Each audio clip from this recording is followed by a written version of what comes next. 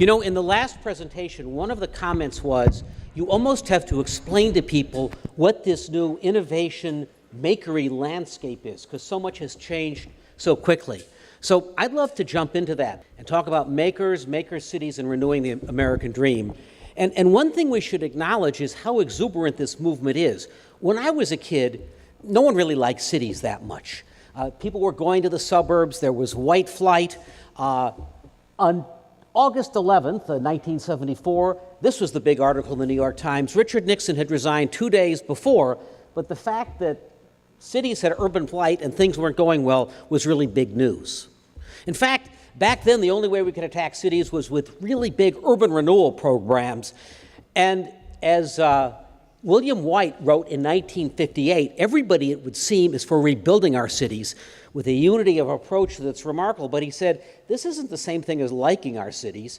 Most of the rebuilding underway and in prospect is being designed by people who don't like cities.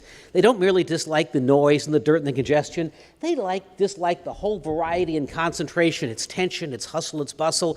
This was the time when people were leaving cities. How remarkable it is today that they're the basis of competition and innovation. Of course, I found that out in a completely new way today using social media. Here it wasn't the New York Times that heralded the news, but James Hanusa talking about the remarkable boom here in San Leandro. But across the nation, there's this remarkable both resurgence in manufacturing and engagement and rekindling of things. In many ways, it's an arms race of innovation.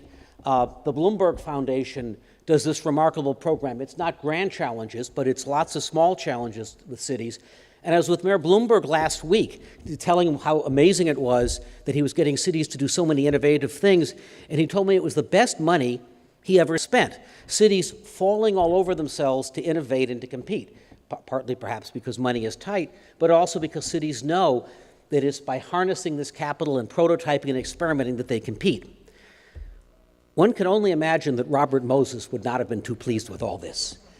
This whole bottom-up prototyping thing, completely new on the landscape and not the proper way to go about building cities. But I actually imagine that if we were to go back just 5 years to the beginning of the smart city movement, Cisco and IBM, this really isn't the form that was imagined. The smart city was going to be all of these sensors and all of this Internet of Things stuff. And people who are working at the kind of makery, civic engagement, bottom-up side, that was seen as something slightly arty and to the side. But now we realize it's actually core to growth and to innovation. And I realize this whole thing needs a name. The one that's kind of popped up in the last year was the Maker City.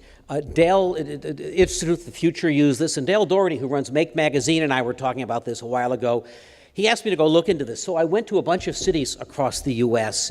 to kind of just get a sense for this. You know, in the olden days, if we were to say there was a new movement here, we'd need economists to certify it and do the research. Today, we just query the API. This is a map of cities that have hardware startup meetups that Nick Pinkston put together. I showed this at the Maker Fair in May. Los Angeles wasn't on back then, and the head of innovation for Los Angeles was completely alarmed, talked to the new mayor, and then they kind of started weaving all of these things together, realized it was an incredibly strong economic movement there, and it's now kind of a centerpiece. When you look for it, you realize what's there. Another way of seeing how this is growing around the world is this map from 3D Hubs. These are 3D printers similar to Shapeways that you can send a drawing to and then go pick it up and pick up the thing you've small batch manufactured. So you can see this is kind of like emergently where this new kind of beginning of a supply chain is growing around the world. And don't just take my word for it. It's sufficiently exciting that this summer at the White House Makers Fair, which was held in June, we had 134 cities take a pledge to become a maker city. It was a start, and the idea was, are you going to promote maker spaces, maker education, local manufacturings like Made in SF? As President Obama said, we didn't create the strongest economy in the world by buying stuff, we did it by making stuff, something that America kind of forgot about for a few years. This was the report of the Mayor's Maker Action Report, detailing kind of the beginning of a playbook of what goes on in these 100 and some odd cities. This whole movement's taken on momentum.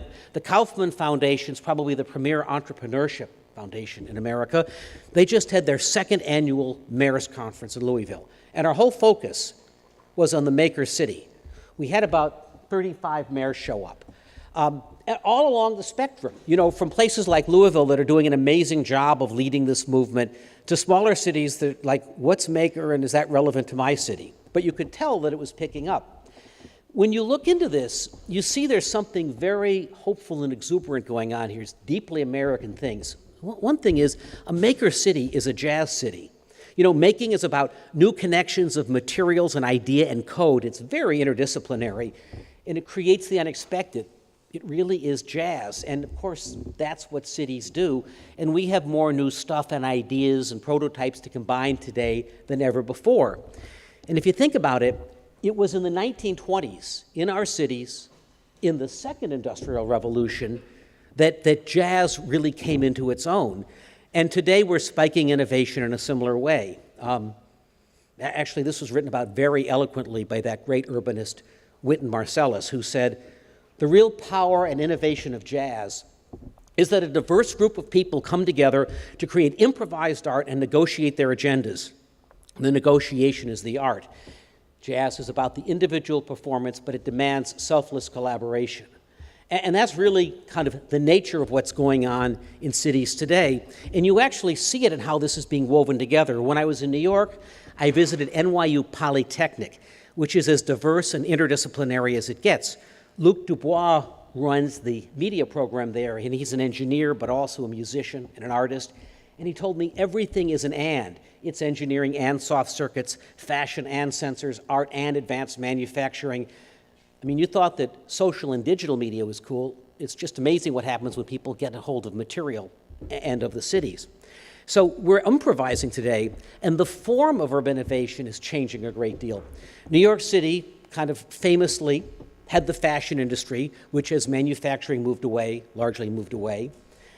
This is the Manufacture New York facility. It's a 40,000 square foot facility that's going to be dedicated to fashion manufacturing in New York, with about 120,000 additional square feet. And it has sewing rooms, conference room, multimedia rooms. But what's interesting is it's a little bit media lab where people are working with new circuits, new fibers, new technology, and figuring stuff out. It's a little bit incubator where startups are being incubated. And it's a little bit manufacturing where people are kind of scaling and doing small bits of it. That's a really interesting new form of what things look like in cities. New York City is also beginning to pioneer kind of local manufacturing supply chain in electronics. This is a refactory that realizes that a lot of small manufacturing electronic products are done with Arduino. They're standard libraries of those, and when you submit their designs, they have an automated pick-and-place facility so you can get small runs out without going to Shenzhen. This whole notion that we can bring parts of the supply chain back and have massively distributed local manufacturing is one thing that makes this so hopeful. And another thing that makes it so hopeful is that from an economic development point of view, we're bringing back some really remarkable space that we had left for dead. You think of Pier 70 in San Francisco, the American Steel in West Oakland, so much of the stuff that in the resurgence of San Leandro, or in New York, the Brooklyn Navy Yard, a World War II facility that's now the center of so much of this. A lot of the economic trends are at its back. We know that we're moving to cities. We know it's where young people want to be and they're more creative. But it also turns out that it's America's advantage. This is from a recent BCG analysis that broke countries into 4 buckets from whether they're going to be falling behind in manufacturing or they're going to be ahead. And the US and Mexico come out on top, increased competitiveness, both because of growth, productivity gains, stable exchange rates, wages, and also having energy at its back. So capital has largely left manufacturing and left cities. It's coming back, and a lot of the work to be done now is creating opportunities to kind of support all of this stuff. And what's going on in San Leandro is a prime example. Of course, like anything else in the tech movement, we think we came up with this whole makey city manufacturing thing. Here was America's Making Exposition in New York in 1921. Why were they having an urban maker fair back then? Well, it turns out they had many of the same problems we have today. People were streaming into the cities from all across the world. There were social problems. And what the Board of Education in New York said was, look at how all of this pluralistic energy can drive economic growth. This book went on for 60 pages. I'll only show you two. Look, Americans of Italian lineage, they're making stuff. Americans of Yugoslavian lineage, them too. But it's a point that deep in our character is this kind of pluralistic jazz making things. Maker City is also inclusive, and it tells a story. And when I say inclusive, in a way, this is a more inclusive movement, the tech movement. In San Francisco and Oakland and New York right now, the big question is, are people being left behind because tech jobs go to people who have computer science degrees and move in and gentrify? The idea that there's something broader that engages more people than manufacturing that can be kind of learned and broadly distributed is very hopeful. And you're seeing it. The other thing is, many cities have manufacturing heritage, and this brings something back. Pittsburgh, for example, was a manufacturing city. This is old Pittsburgh. Here's modern Pittsburgh again, kind of reclaiming a great deal of this. And on Labor Day, they were celebrating the fact that between the Tech Shop and Alpha Lab and their incubators and machine tools and new startups, making it in Pittsburgh was kind of a big theme. And you're seeing this around the world. Italy, of course, a very strong artisan and making tradition. Stefano Miceli, an economist there, just wrote a book. It's the kind of only first full-length work I've seen on this whole thing, really looking at, can that tradition be linked up with advanced manufacturing and bring the economy back there? Can artisans in Italy design things that get sent over to somewhere else and 3D printed out in kind of a global exchange? And the remarkable thing here also is the nature of education is changing. We've promised people for years they'd be retrained and get a job, and that often, leads to something remarkably inefficient. The nice thing about this learning by doing economy and the story of Mark Roth at Tech Shop, the homeless guy who picked this stuff up, became productive, is kind of emblematic. This is the Makership Project. It kind of combines an internship with an apprenticeship, kind of using the German model. And it's offered in Pittsburgh. It's growing. It's to vets and to disadvantaged people. And it's literally come in and learn a bunch of these skills. We'll work with industry. We'll make you productive faster. But aside from the economic bit of all this, and this is something Gordon talked about, there's a sense of agency, of empowerment in civic innovation. One of the best examples of this is what went on in Dallas, where Jason Roberts was living in a suburb of Dallas. It was an automobile-based suburb. And it actually had streetcar tracks that were abandoned. And he went to Europe and saw the public transportation, and so, this is amazing, we should have that. So he came back and he said to the city, we should have that. And they said, you've got to be kidding, you're in the suburbs, we don't do that. And so he formed the Oak Cliff Transit Authority. It was a meetup, right? People came together and they started planning this, and the city said, no, we make authorities, you don't. And this thing continued. And then what happened was when the federal grant fell through for Dallas, he got it. He got the $30 million and started building his transit system. This got me so excited that I realized what we needed is the San Francisco Urban Prototyping Authority. And here's the point, you're all commissioners. Okay, but this really isn't a joke, because this is kind of what we're doing. A couple of years ago, I'm the founder of the Gray Area Foundation for the Arts, and we and 5M and several other organizations came together and worked on the Urban Prototyping Festival. It was this part of town that 5M was building this development in, and they realized that hiring lots and lots of designers to figure out what might be done was going to be too expensive and take so long. So the idea was throw it open to a whole bunch of artists and designers and people in the city. So prototypes were being built here over at Tech Shop and at Autodesk. It's illegal in San Francisco to park your car in front of a fire hydrant, but it wasn't illegal to put a little garden, so maybe there's 10 miles more gardens. This was an art project. You hold on to it, it takes your pulse, and it turns it into music. I thought that was a cute urban solution, but Mayor Menino, the late mayor of Boston, thought it was so great he ordered up about a dozen of them. And this instinct was learned so well that San Francisco is now pioneering by making Market Street prototyping, the redesign of 2 miles of Market Street, a collaborative project with citizens. So Market Street's being divided into 5 zones. There are 50 projects that are being created.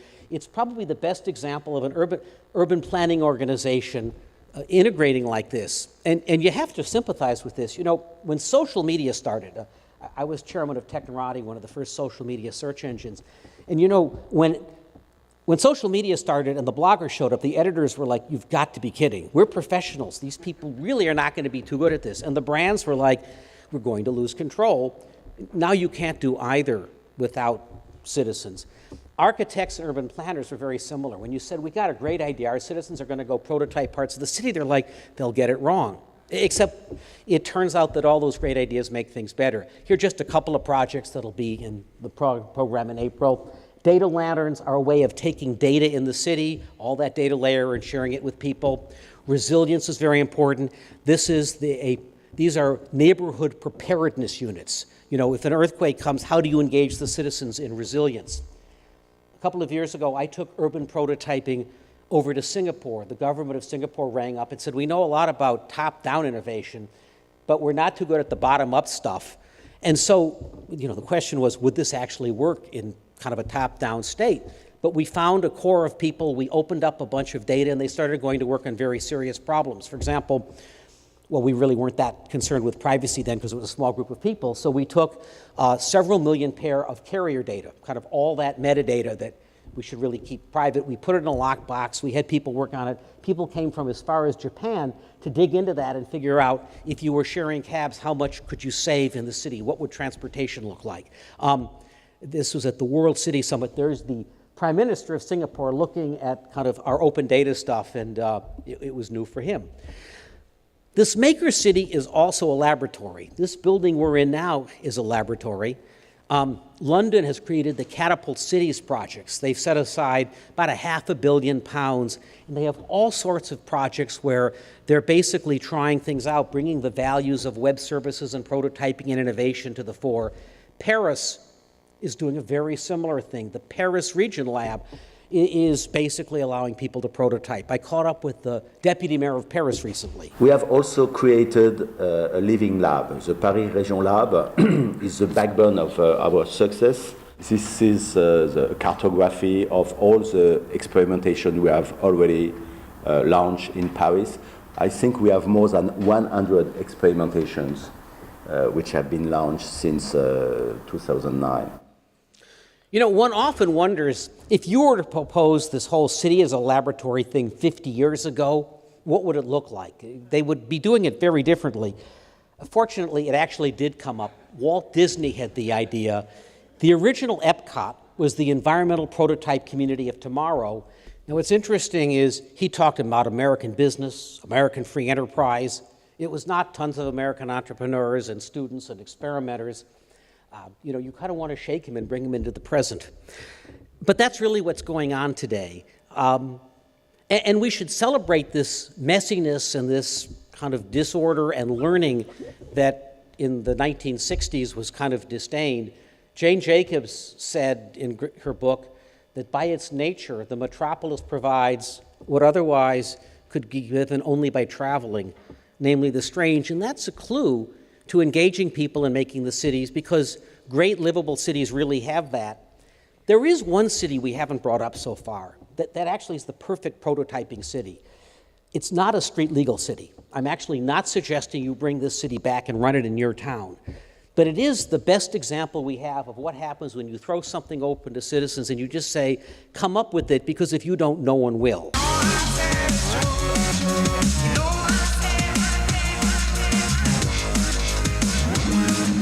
The place is an idea. So, I mean, the amazing thing about Burning Man is it actually has all of those elements that we're talking about here. There's kind of a organized, centralized, top-down scaffolding for the city. That beautiful city design allows participation, and it's an invitation. It's kind of like the great API in the sky for you to participate. Even the principles of Burning Man, there's 10 of them, 4 are about the individual, 4 are about the community, 2 are about the economy, are really interesting rules to look at on ways you can stimulate innovation in cities. I got so interested in this, I did a book with the MIT Media Lab that looks at how do these emergent principles apply to cities or to the economy, and you can download it, and you'll see me just kind of play with the the fact that that's actually a really interesting model to look at here. You know, as I wrap up, this new thing that we're trying to give a name to has a lot of streams of our heritage in it. And here's one slide that we probably haven't seen before. It's got strains of Martin Luther King and Robert Moses. It's clearly the inclusiveness and economic justice movement that King represents and the let's get it done that Moses represents. Kind of in a maker city, you get to be Jane Jacobs and Robert Moses at once. The other interesting thing about all this is it kind of grounds out a lot of this left-right mess that is so annoying in our nation right now. I mean, the right likes this stuff because it's about bottom-up self-determination. It's not a big government program. It's lots of real innovative stuff. The left loves it because it's progressive and figuring things out. And that's kind of where we are now. This is a nascent movement. The stuff that began at the White House Makers Fair, that began kind of emergently in all of these cities.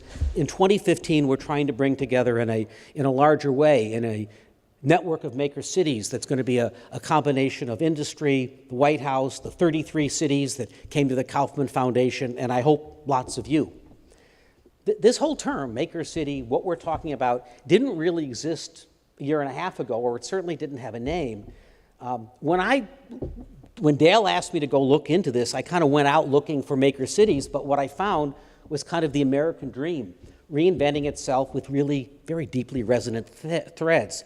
If association is the mother of all science, as Tocqueville said, then this idea has never been stronger now in America's 950 co-working and maker spaces where people are coming together very much in community and very often to go help their cities to invent and to create social as well as productive capital. The Maker movement is really all about a sense of personal agency and of liberty and invention. It has Franklin written all over it. It's diverse and pluralistic and federated, and I think Madison and Ellington and Ellis Island would all be at home in the Maker City. We have a lot to do, and I think we're making great progress. Thanks.